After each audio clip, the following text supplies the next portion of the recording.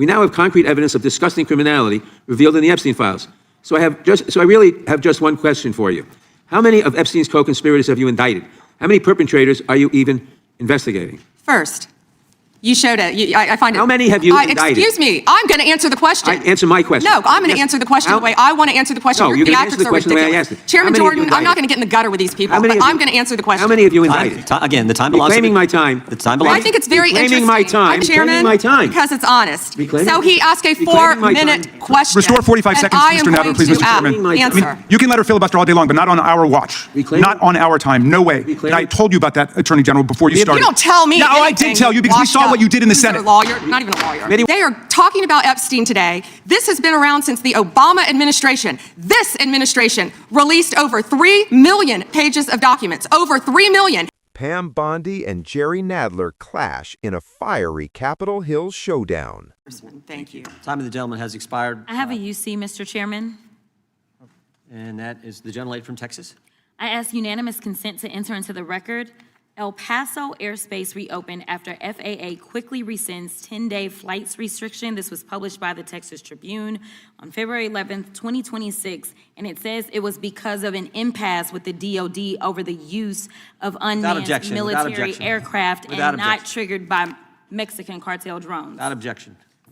Point of order, Mr. Chairman. I didn't hear back about the second round of questions. I assume that's not happening. I just want to be able to assure the members, certainly on my side, if not both sides. That's not a point of order. No, that every member will get 5 minutes with the witness. Will there be 5 minutes for each? Yeah, you get 5 minutes. Yeah. With the witness. Okay, very good. Yeah. Okay. And are you up next? Gentleman from New York is recognized.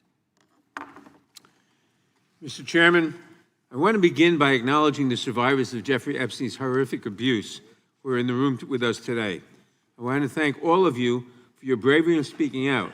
I want to say that you and the other survivors of these heinous crimes deserve better from this Department of Justice. In particular, it is shocking that the department did not redact the names of Epstein's victims, but it did redact the names of their abusers. I don't know whether this was done out of incompetence or whether it was deliberate and malicious, but either way, it is completely unacceptable. Even more troubling, the DOJ has failed to bring any of these perpetrators to justice. Instead, it has engaged in a relentless pursuit of Donald Trump's perceived enemies. I want to focus on just one example. The Attorney General of my home state of New York, Tish James. This DOJ has been hell-bent on securing an indictment against Ms. James for something, anything, simply because she held Donald Trump's companies accountable for years of financial fraud. And indeed, the department manufactured an investigation against her for alleged, quote, mortgage fraud. But the U.S. attorney leading the investigation, Eric Siebert, a Trump appointee, refused to bring charges against Ms. James because there was simply no evidence. Unfortunately, a prosecutor who refuses to do Trump's bidding has no place in this DOJ, so Mr. Siebert was forced out.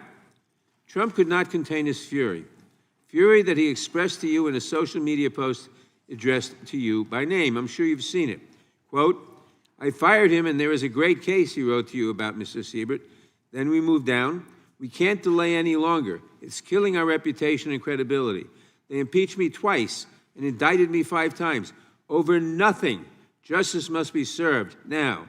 And obviously, you followed that order. Lindsay Halligan, Trump's former defense lawyer who had never prosecuted a case in her life, was installed to replace Mr. Siebert, and it was clear that part of her mandate was to go after Ms. James. Halligan immediately sought an indictment, which a court dismissed because Halligan was illegally put into the role. But your department was undeterred, and not once, but twice, it tried to indict Attorney General James in separate courts.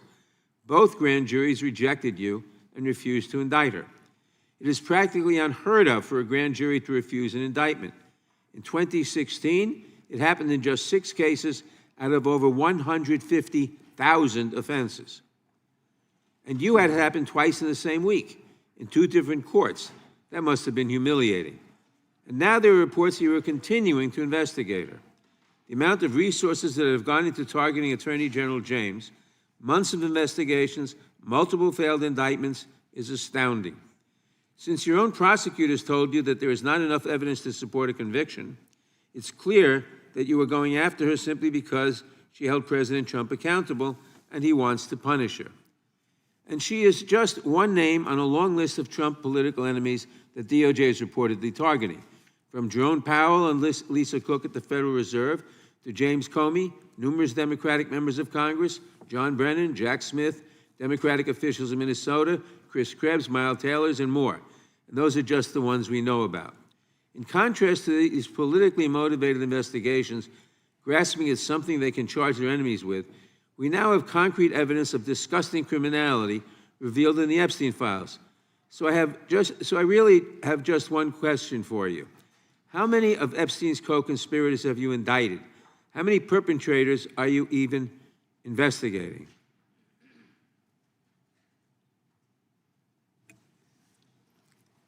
First, you showed it. I find it. How many have you indicted? Excuse me. I'm going to answer the question. Answer my question. No, I'm going to Yes. answer the question How- the way I want to answer the question. No, Your you're gonna answer theatrics the are question the way I ridiculous. asked it. Chairman How many have you Jordan, I'm indicted? not going to get in the gutter with these people, How many but have I'm you- going to answer the question. How many have you indicted? Again, the time belongs to Reclaiming the, my time. the time I belongs. think it's very Reclaiming interesting. my time. I think it's very Reclaiming my interesting. time. You can that reclaim he your talks time, about but they reclaiming my indicted. time, Mr. The Chairman. president said they Close the indicted clock. him Mr. twice. Mr. Chairman, please They stop the sure clock did. and stop he the clock and indicted- restore his time. Okay, here we go with these Committee will be in order. theatrics. The time Reclaiming my belongs time to the and gentleman reel back from the New clock, York. please. We will give you a few more seconds. We will do that. But when Reclaiming you ask my- a question, the witness question gets to was- answer. You may not like the answer, but she Right. gets to The answer. question was, how many of Epstein's... They don't like Que- the answer, Reclaiming Chairman, my time. because it's honest. Reclaiming So my- he asked a Reclaiming my 4-minute time. question. Restore 45 and seconds to I am Mr. Nadler, going please, to Mr. Chairman. My time. Answer. You can let her filibuster all day long, but not on our watch. Reclaiming- Not on our time. No way. Reclaiming- And I told you about that, Attorney General, before you started. You don't tell me Yeah, oh, I did anything, tell you because we washed saw up what you did in the loser Senate. Lawyer, not even a lawyer. Committee will be in Reclaiming my order. time, and I should get back at least 45 seconds. We will give you a few more seconds. I Not a said that few more, already. should be 45 seconds. Okay, I'm timing right now, Mr. Nadler. Go All right right. Reclaiming my time. The answer to my question, how many of Epstein's co-conspirators has she indicted, is 0. You have been the Attorney General for a whole year, and your DOJ fired the lead prosecutor of this case, sat on evidence this entire time, and claimed falsely last July that there were no more leads. It took an act of Congress for you to finally release part of the Epstein files, and when you did, you included personal information about the victims while protecting the names of abusers. Time of the gentleman None of has the perpetrators expired. have been brought to justice, but enormous resources have Time been of the dedicated to gentleman has pursuing Trump's expired, enemies. and It's obviously clear there that was- under your leadership, the Department of Justice There no was longer no works for question American in there people. It works for her to for Donald respond to. Trump. I yield back. The gentleman yields back. May I answer? I think our next questioner, Madam Attorney General, is going to give you time to respond to Thank you, Chairman. all kinds of things. So we will turn to the gentleman from Texas for 5 minutes. Ms. Bondi, you go right ahead. I'm over here. The time is yours. Thank you. First, he brought up the president saying they indicted me twice. They sure did. They tried to impeach him twice, and you, Mr. Nadler, were one of the leads on the impeachment. I was on the other side. I lived that with you. During impeachment, you said the president conspired, sought foreign interference in the 2016 election. Robert Mueller found no evidence, none, of foreign interference in 2016. Have you apologized to President Trump? Have you apologized to President Trump, all of you who participated in those impeachment hearings against Donald Trump? You all should be apologizing. You sit here and you attack the president, and I am not going to have it. I'm not going to put up with it. You know, all they want to do, the American people need to know this. They are talking about Epstein today. This has been around since the Obama administration. This administration released over 3 million pages of documents, over 3 million, and Donald Trump signed that law to release all of those documents. He is the most transparent president in the nation's history. And none of them asked Merrick Garland over the last 4 years one word about Jeffrey Epstein. How ironic is that? You know why? Because Donald Trump, the Dow right now is over The Dow is over $50,000. I don't know why you're laughing. You're a great stock trader, as I hear, Raskin. The Dow is over 50,000 right now. The S&P at almost 7,000. And the NASDAQ smashing records. Americans' 401ks and retirement savings are booming. That's what we should be talking about. We should be talking about making Americans safe.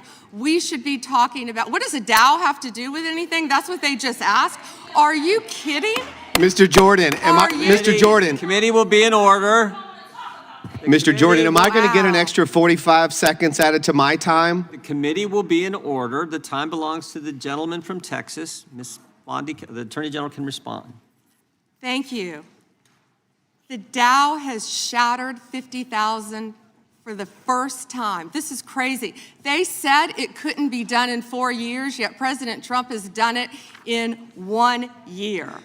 National median rents have fallen to a 4-year low, thanks to Donald Trump. That's why they want to focus on Epstein and our most transparent president in the nation's history. The murder rate, as I said, has plummeted to a 125-year low, thanks to Donald Trump. For an unprecedented 9 straight months, there were 0 illegal border crossings at the southern border. That's what we should be focused on. All the great work that this president has done and will continue to do to keep America safe and to make Americans safe.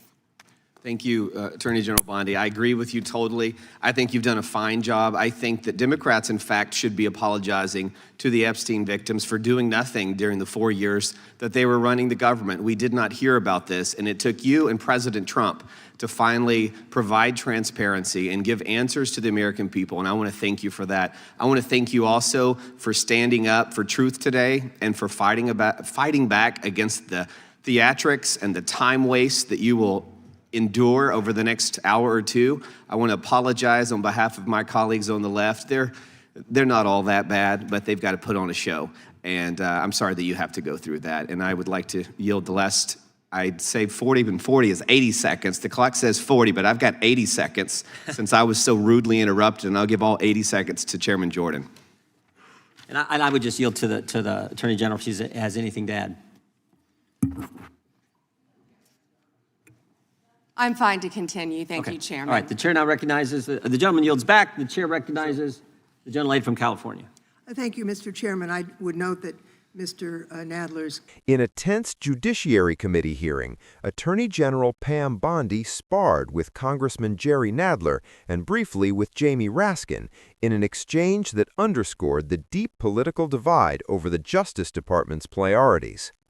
Nadler pressed Bondi on the handling of the Jeffrey Epstein files, accusing the department of failing to indict any additional co-conspirators and of protecting alleged abusers while exposing victims' names. His line of questioning centered on prosecutorial discretion and whether political considerations were influencing investigations, particularly claims that the DOJ targeted figures like New York Attorney General Letitia James. Bondi fired back, shifting the focus to past impeachment efforts against Donald Trump and broader administration achievements, arguing that critics ignored transparency efforts and economic indicators. The clash highlights a larger debate about the independence of the Justice Department, the limits of congressional oversight, and how high-profile cases like Epstein's continue to test public trust in federal institutions. Smash that like and share button and subscribe for more in-depth political coverage.